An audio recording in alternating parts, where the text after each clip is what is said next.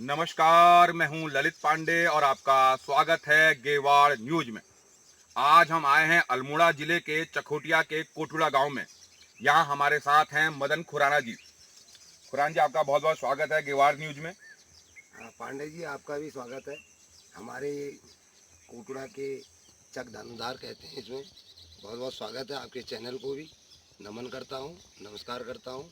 आपने आज मौका दिया यहाँ आने का, इसका हम दिल की गहराई से आपका धन्यवाद करते हैं। दरअसल खुराना जी की तारीफ ये है कि ये एक जॉली नेचर के व्यक्ति हैं और इन्होंने काफी यहाँ पे पेड़ पौधे लगाए हुए हैं। सबसे पहले खुराना जी आपसे यही पूछेंगे कि आपका नेचर बहुत दिलखुश है, आप जहाँ भी आते हैं माहौल बना देते हैं, धन्यवाद। तो इसके बारे में थोड़ा जाएंगे कि कैसे आपका मिजाज इतना दिलखुश और जॉली नेचर है आपका। मैं पांडे जी, ऐसा है, मैं बचपन से ही राजनीति में मेरी रुचि रही है और विकास कार्यों में मेरा हमेशा प्रयास रहता है। इससे पूर्व में मेरी धर्मपत्नी ग्राम प्रधान थी, जिन्होंने जिले की पहली महिला आपके विज्ञान भवन में जाके प्रथम महिला से चयनित हुई। उसके बाद प्रथम जनश्री पुरस्कार ग्राम प्रधान पल्ली देवी को विकासखंड चकोटिया से प्राप्त हुआ। 5 वर्षों में मैंने 1 करोड़ का काम, जो हमारे उत्तराखंड सरकार और केंद्र सरकार भारतीय जनता पार्टी मनरेगा को बहुत विकास की ओर ले जाने का काम कर रही है, उसमें मैंने 1 करोड़ केवल अपनी ग्राम पंचायत कोटुड़ा को देने का काम किया, जिसमें 22 तो गौशाले दिए, 1-1 लाख के दिवाले जो कृषि से संबंधित होते हैं, यहाँ के लोगों को मैंने ये दीवार देने का काम किया, जिसमें आप देख रहे हैं यही दीवार मेरी 5 लाख की पिछले साल की थी, 5 साल की इस साल की। 10 लाख का काम इसी दानोधार में सुअर रोधी के नाम से इसको किया गया है, जिसमें मैंने कुछ प्रजातियों के इसमें पेड़ लगा रखे हैं। सेब हो गए, माल्टा, अखरोट, संतरा, नींबू, कागजी नींबू और आपका साग सब्जी उद्यान, और ये तेज पत्ता जो हमारे कई सब्जियों में काम आता है। ये मेरा प्रयास रहा और मैंने ग्राम सभा के अंदर से अन्य ग्राम सभाओं में भी पूरे विकासखंड चकोटिया के वृद्धा, विधवा, विकलांग, तेलू रौतली परित्यक्ता पेंशन लगाने का काम किया है। अभी मेरा निरंतर प्रयास है, जिन लोगों की पेंशन नहीं लगी हैं, रुकी हैं, उनका मैं सेवा करने का काम निरंतर चलता रहे। खुराना जी, आपसे एक सवाल बहुत ही महत्वपूर्ण है।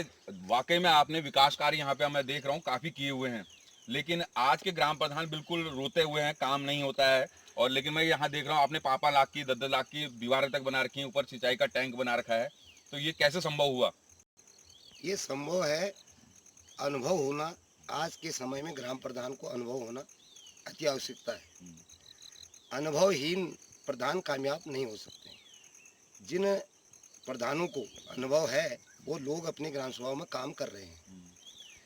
रहा सवाल, मनरेगा में लोग काम करने को तैयार नहीं, जबकि सरकार मनरेगा में 15 दिन में पैसा डालने का काम कर रही है।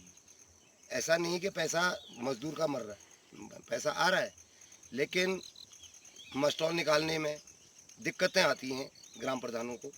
कुछ कर्मचारी वर्ग भी इसमें शीघ्रता नहीं करता है, जिसमें ग्राम प्रधान इसमें पीछे हट जाते हैं और उन पर एक जिम्मेदारी थोपी जाती है कि आपने मनरेगा में जिम्मेदारी थोपी जाती है, लेकिन उसका काम कर्मचारी वर्ग बहुत ढीले ढंग से काम कर रहा है। नहीं तो मनरेगा जैसा योजना, भारत सरकार की योजना बहुत ही लाभप्रद है। अभी मनरेगा में जो हमारे कोरोना काल आया, जिसमें लोग हमारे प्रवासी मजदूर यहाँ आए, वो अच्छे यहाँ पे पैसा कमा रहे हैं। ऐसा नहीं है नहीं कमा रहे हैं, 10-12 हज़ार रुपया महीना उनका परिवार कमा रहा है और जिससे उनकी रोजी रोटी चल रही है। और हम तो धन्यवाद देते हैं उत्तराखंड सरकार को भी, केंद्र सरकार को भी, जिन्होंने इस योजना को अधिक से अधिक पैसा देने का इसमें काम किया। खुराना जी के वहाँ अखरोट के कई पेड़ हैं, ये अखरोट लगा हुआ है, यहाँ सेब भी लगा हुआ है और पहाड़ी केला वगैरह भी लगे हुए हैं। खुराना जी, जैसे मैं आपसे बातचीत कर रहा था तो एक बात समझ में आ रही थी कि ग्राम प्रधान को केवल अपने बजट पे ही निर्भर नहीं रहना चाहिए, बाकायदा अन्य विभागों से भी अपने गाँव के लिए योजनाएं लेके आनी चाहिए। बिल्कुल योजना ला सकते हैं प्रधान। पांडे जी, ऐसा होता है, ग्राम प्रधान जागरूक हैं तो कृषि विभाग आपको सिंचाई टैंक, जैसे कि आपको मैं अभी थोड़ी देर में दिखाऊंगा अपना टैंक।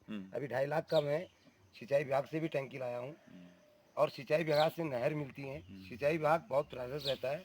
ये नहीं कि ग्राम प्रधान केवल वित्तों पर आधारित है, केंद्र वित्त और राज्य वित्त, जिसमें संभव नहीं है कि ग्राम प्रधान विकास कर सकते हैं गाँव की। गाँव का विकास तभी संभव है अन्य विभागों से, पशु विभाग है, योजना का लाभ लेना आना चाहिए उन्हें। लेना आना चाहिए, उसका एक्सपीरियंस होना चाहिए और उन्हें अपने गांव पंचायत में विभाग को बुलाना चाहिए, कौन से विभाग में कौन सी योजना चलती है। जैसे मैं आपको उदाहरण के तौर पर कहूँगा, पशु विभाग है, उसमें एक योजना है होलकर योजना।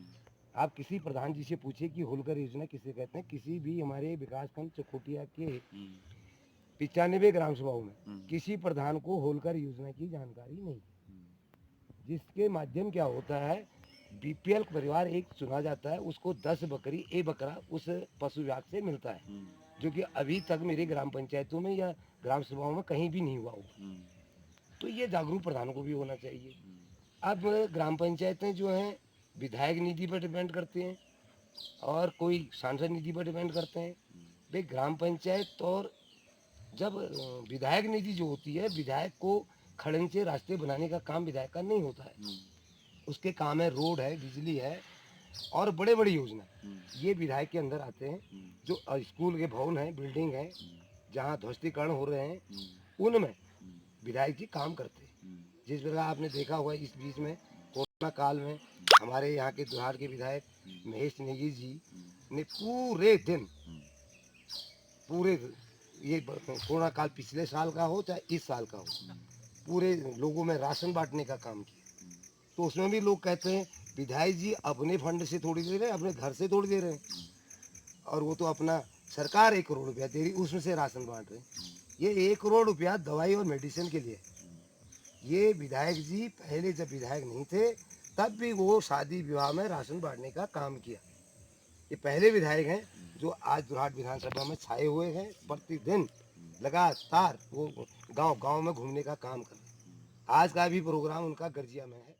सर, आप जो है महेश नेगी की बड़ी तारीफ कर रहे हैं और मैंने यहाँ गांव की महिलाएं और कई बच्चों से बात करी तो वो कह रहे हैं कि महज एक छोटी सी रोड नहीं बन पाई आपके गांव में।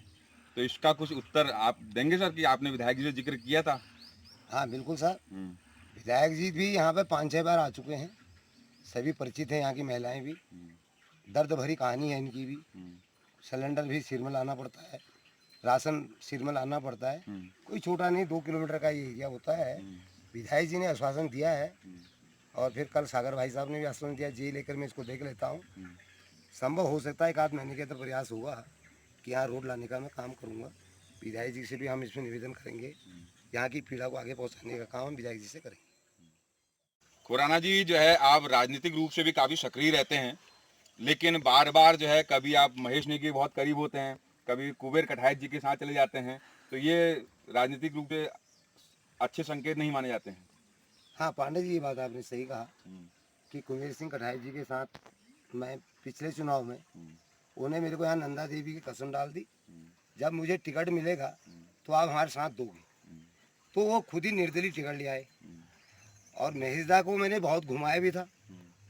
तो अब वो कसम, हमारी माँ भगवती की कसम देने के बाद मैं कसम को तोड़ नहीं पाया, तब उनके साथ था, लेकिन दिल मेरा महेश के साथ था। मेरे परिवार के वोट महेश को गए।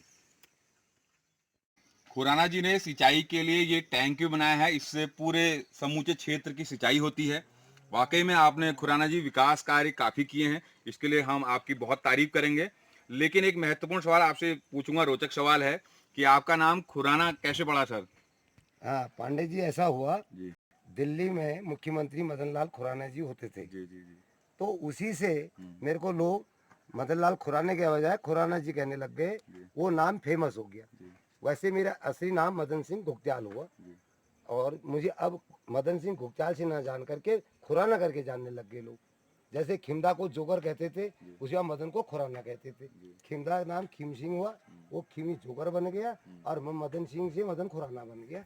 यही मेरा परिचय रहा। अच्छा लगा खुराना जी आपसे मिलकर, बहुत बहुत धन्यवाद आपका। हाँ, आपका भी धन्यवाद पांडे जी।